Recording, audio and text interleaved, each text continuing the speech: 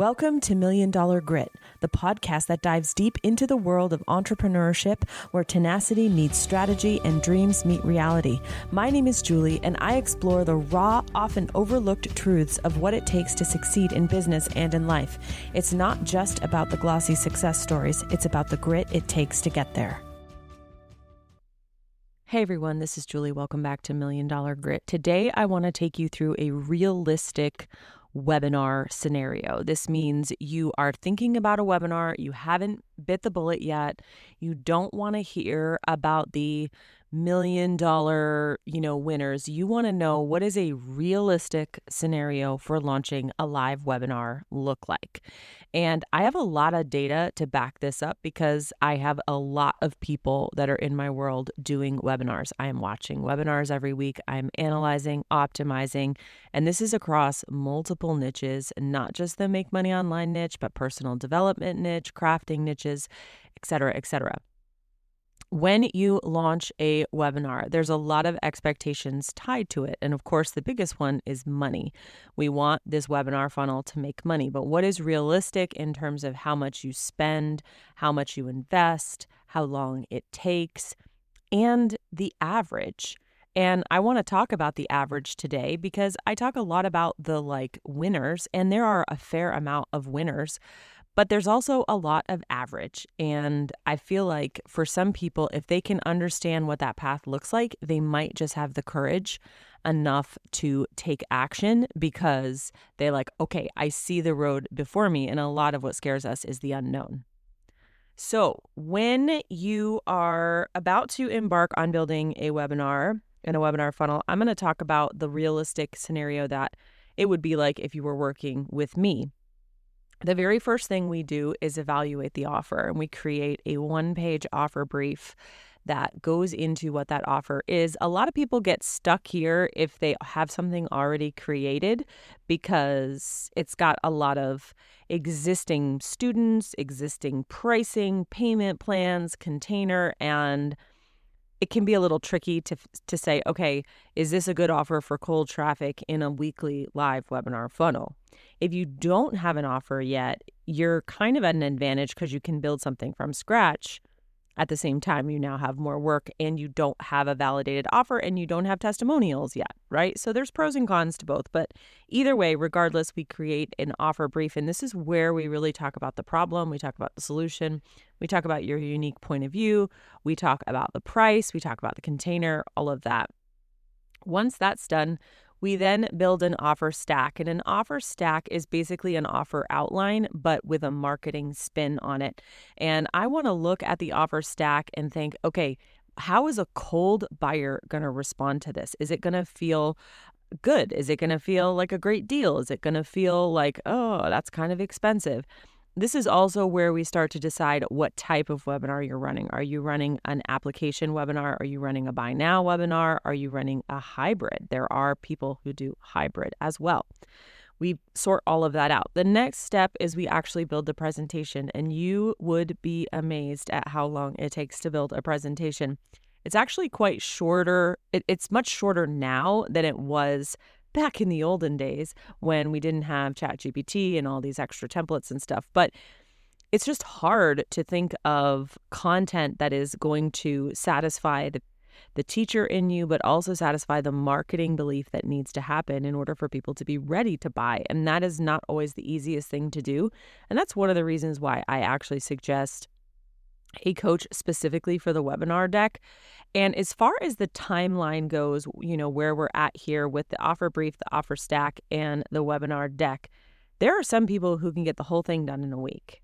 And there are other people who get stuck right at that offer brief because they're really trying to plan an offer that's going to carry them financially for the next 5 or 10 years. And so we take a month to figure out that offer brief. And that is not uncommon. It just depends on who you are and how you work. That webinar presentation, the offer stack doesn't really take very long. The webinar presentation, however, that can take anywhere from 1 to about 4 weeks to actually script it out, to get the overarching view, to start collecting, pictures, testimonials, things like that. Again, there are some people, it takes them 3 months to build a webinar, and that's because they're really starting from the ground up and they haven't even figured out what their unique point of view is. And so the webinar is actually functioning as a tool to help them develop what their business is all about. And that's why it takes longer. But the average person takes about 3 weeks to build a webinar. If I were to sit down and build a webinar, I'd want 3 weeks of lead time to build it. And the layers are, you're sort of, I call it chunking it out, where you're just kind of putting it in like black and white. And then you start to add elements, visual elements, and then you need design. And one of the biggest things that people underestimate is the power of design. Your webinar presentation is like building a children's storybook. And if you were like, the illustrations don't matter in a children's storybook, people would look at you like you're crazy. But visually, when you're trying to keep attention, the actual visuals on a webinar presentation matter a ton, even more than web pages, I dare even say.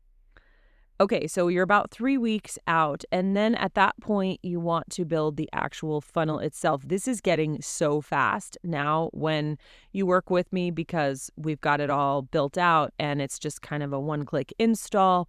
And, you've got to do some tech, or maybe you hire someone to do a little bit of tech, but it's really not too much work. I would say the hardest part and the thing that stops people in the tech is they don't like tech, but they don't want to hire for tech. And it's like, you want your cake and eat it too, right? If you don't like tech, just hire it. If you do like tech, then learn it. If you don't like tech and you don't want to hire, then you got to learn it. But if you don't like tech and you don't want to learn it, I don't know what to tell you. And that can kind of throw people off. Also, A2P registration, and this is the ability to send text reminders. If you don't have a phone number and all of that, that sometimes takes about a week to get up because you got to wait and get approved for it. But the actual webinar funnel itself can be customized in one day if you know what you're doing. Not really hard at all. At that point, now you've got your offer brief, you've got your offer stack, you've got your webinar deck, and you've got the webinar funnel. At this point, things diverge. If you are doing a buy now, you are creating an order form and a membership area. If you are doing an apply now, you're creating an application pipeline with invoicing. And that tech differs depending on what you're choosing. And that's kind of part of building the webinar funnel, but that's more like the back end delivery. That takes a little bit more work because you want to think about a welcome letter, you want to think about onboarding, all of that kind of stuff. And if you're thinking to yourself, well, I don't even have the program, that's okay. We still do onboarding. We still give them expectations of what to expect on what date and things like that. So there is some onboarding, whether you're doing a buy now or an apply now to a call. At this point, depending on whether or not your offer is created, you do a live launch of your webinar, or you just start on the weekly webinar cadence. And again, that really depends on whether or not the offer is created. If the offer is not created, we launch it. And that means 2 weeks of ads, emailing your list, all that good stuff, doing the webinar once or twice or even 3 times if you want to during that launch, and then taking that batch of students or clients that you get and then actually building the program with them, and then turning on the weekly webinar cadence once it's built. If you already have the offer built, you can go right to the weekly webinar cadence. It's about 2 weeks of ads, and then you begin that weekly webinar. This is where most people start to lose momentum, because I noticed that in the actual planning and building, people are fine, sorta. It depends on what's coming up for them. But once they're out there doing it, that's where your need for a coach actually doubles or triples, because you can lose your footing if you don't get sales right away, or you're not sure if the offer's validated, or you're not sure of those KPIs and what's the ad spend and blah, blah, blah, blah, blah. And I want to give you some realistic scenarios now of what happens or what has happened with my clients who have been on this trajectory. The first person, I'm just going to change everybody's name. The first person is Jane. Now, Jane did not have an offer. So she went through that whole process, offer brief, offer stack, webinar deck, webinar funnel. She decided to live launch it, and she had a small audience. She also used ads.